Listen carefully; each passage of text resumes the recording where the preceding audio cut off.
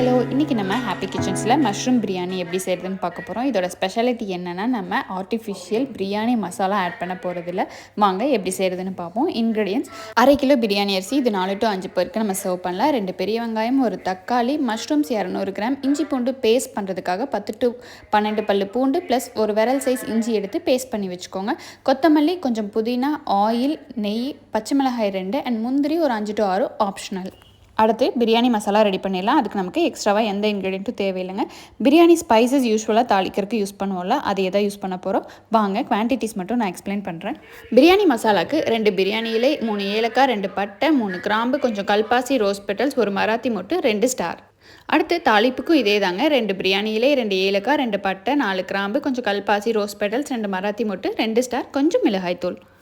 ஏன்னா இவ்வளோ 1 2 3 சொல்லி நம்மளை கன்ஃபியூஸ் பண்ணுறாங்களேன்னு யோசிக்காதீங்க. குவான்டிட்டிஸ் ரொம்ப முக்கியம் இல்லைங்க, இன்க்ரீடியன்ஸ் தான் முக்கியம். 1 2 சேஞ்ச் ஆனாலும் டேஸ்ட் சூப்பராக வரும். ட்ரை பண்ணி பாருங்கள். குக்கர் ஹீட் ஆனதும் 3 to 4 ஸ்பூன் ஆயில் சேர்த்துட்டு 2 பிரியாணியிலே 2 ஏலக்காய், 2 பட்டை, 4 கிராம்பு, கொஞ்சம் கல்பாசி, ரோஸ் பெட்டல்ஸ், 2 மராத்தி மட்டும் 2 ஸ்டார் சேர்த்துக்கோங்க.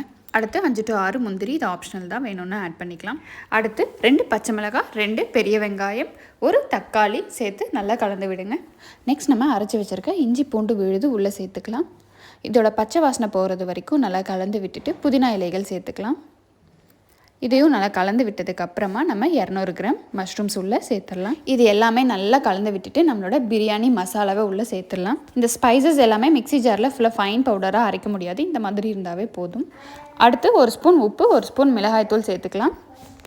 நல்லா கலந்து விட்டுட்டு நம்ம எடுத்து வச்சுருக்க 500 கிராம் பிரியாணி அரிசி உள்ளே சேர்த்துடலாம். எப்போவுமே நம்ம பிரியாணி அரிசி ஒரு கப்பில் எடுத்துகிட்டு அதே கப்பில் 2 கப் தண்ணி ஊற்றினோன்னா கரெக்டாக இருக்கும். நான் பிரியாணி அரிசியை 1/2 அன் ஹவர் ஊற வச்சுருந்தேங்க. அந்த தண்ணியவே எடுத்து உள்ளே யூஸ் பண்ணுறேன். பிகாஸ் அந்த பிரியாணி அரிசியோட ஸ்மெல் வந்து சூப்பராக இருக்கும். அதுக்காக தான். ஊற வைக்கிறதுக்கு முன்னாடி அரிசியை ஒன்ஸ் வாஷ் பண்ணிவிடுங்க நல்லா. ஃபைனலாக 2 to 3 ஸ்பூன் நெய் சேர்த்துட்டு கொஞ்சம் கொத்தமல்லி இலைகள் சேர்த்துடலாம். அவ்வளோதாங்க, எல்லா இன்க்ரீடியன்ஸும் இப்போ நம்ம சேர்த்தாச்சு. நல்லா கலந்து விட்டுட்டு குக்கர் மூடி போட்டு வச்சிடலாம். ஒரு விசில் விட்டு எடுத்தோன்னா நம்மளோட மஷ்ரூம் பிரியாணி ரெடி. இந்த மாதிரி ஆர்டிஃபிஷியல் இன்க்ரீடியன்ஸ் எதுவும் யூஸ் பண்ணாமல் நம்ம பிரியாணி செய்யும்போது குழந்தைங்களுக்கெல்லாம் ரொம்பவே ஹாப்பியாக நம்மளும் கொடுக்கலாம். நீங்களும் வீட்டில் இதை ட்ரை பண்ணி பாருங்கள். எப்படி வந்துச்சுங்கிறத கமெண்ட் செக்ஷனில் சொல்லுங்கள். மறக்காமல் நம்ம ஹாப்பி கிச்சன் சேனலுக்கு சப்ஸ்கிரைப் பண்ணிவிடுங்க. Thank you so much for your support.